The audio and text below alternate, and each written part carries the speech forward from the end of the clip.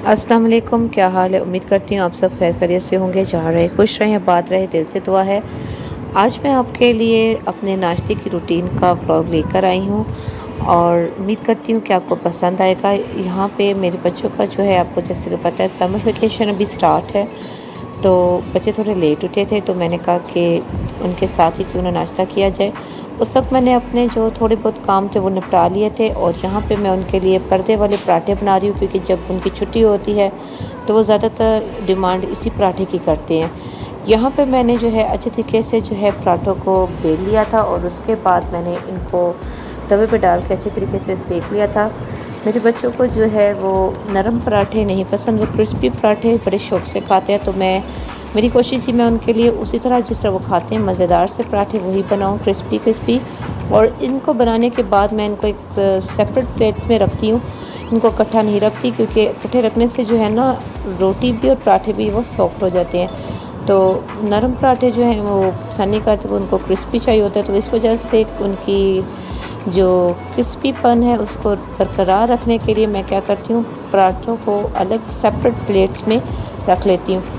और यहाँ पे मैंने जितने पराठे थे, 5 मैंने बनाने थे, तो मैंने 5 के 5 पराठे जो हैं वो अच्छे तरीके से उनको सेक के सेपरेट प्लेट्स में रख लिया था।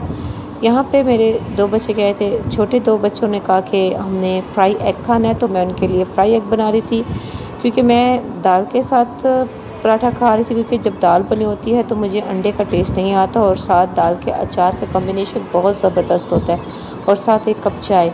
तो मेरी जो बड़ी बेटी थी उसने कहा, मामा मैं भी दाल और अचार के साथ ही पराठा खाऊंगी जैसे आपने खाना है, क्योंकि वो मुझे ज़्यादा फॉलो करती है। तो यहाँ पे मैंने दाल भी गर्म कर थी और अचार भी निकाल लिया था, और साथ अच्छी सी कड़क सी चाय भी बन चुकी थी, क्योंकि विदाउट चाय जो है ना, नाश्ता अधूरा लगता है, और पराठे के बगैर तो हमारा सुबह का नाश्ता जो है ना, हमें ऐसा करके नाश्ता किया ही नहीं है। तो यहाँ पे जो थी, अब मैं आपको दिखा रही थी कि मेरी तमाम चीज़ें जो हैं वो रेडी हो चुकी थी।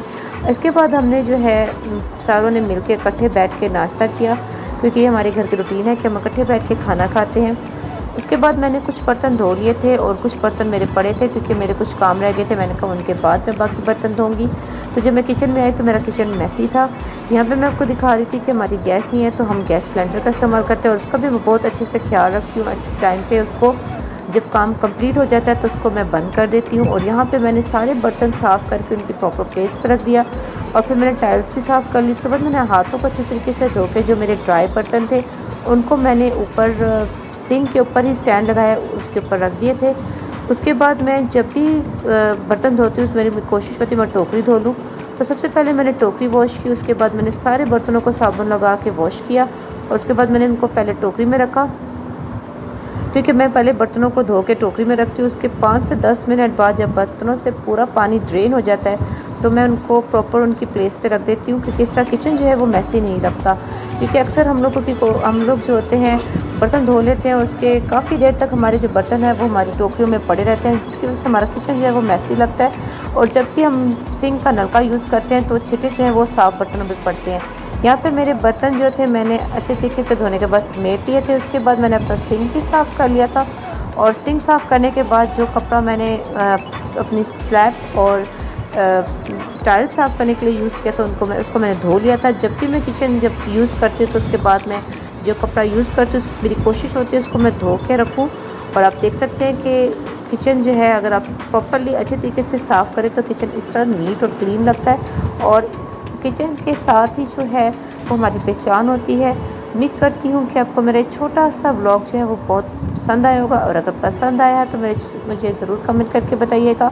मेरे चैनल को ज़्यादा से ज़्यादा लाइक कीजिएगा, सब्सक्राइब कीजिएगा, अपनी फैमिली और फ्रेंड्स के साथ शेयर कीजिएगा।